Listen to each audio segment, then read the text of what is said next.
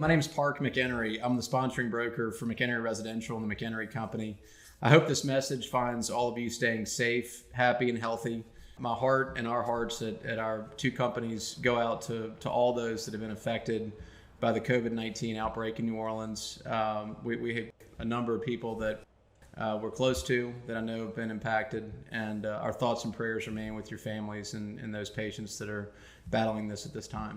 The purpose of this message today is to communicate to you all what we're doing in this local real estate market. We have a lot of clients that we're regularly in touch with that all want real-time updates on what's happening in the New Orleans market as a result of the COVID-19 outbreak. And I'm very happy and encouraged to report to you all that sales are closing.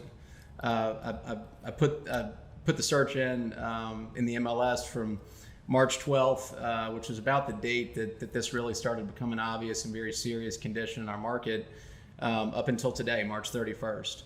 And the entire MLS for the New Orleans metropolitan area, NOMAR's MLS, showed about $225 million worth of total sales that have closed in that relatively short period of time. So we see buyers closing on transactions in the midst of this uncertain marketplace that we're all continuing to learn and adapt to. In our company specifically, we've seen a total of about $13 million worth of contracts between the McHenry Company and McHenry Residential in just that 2 weeks. So, what specifically that means that buyers are placing properties under contract to purchase, and that's happening during the course of this, again, uncertain and confusing dynamic in the marketplace. And I want to reassure the market that if you need to transact in real estate today, or you want to transact in real estate today, there's absolutely a path to do so. Specifically to buyers that want to see property today, that maintain an active interest in purchasing real estate, I want to reassure you that at the McHenry Company and McHenry Residential,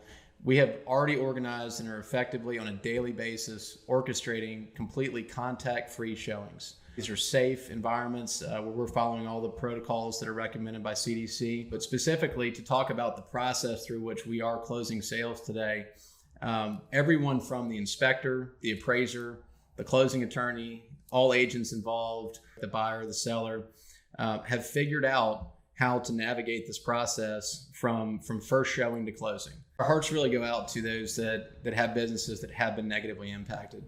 We continue to stay in touch with those contacts we have in these industries locally, and want to really encourage everybody in our local market to support your local businesses.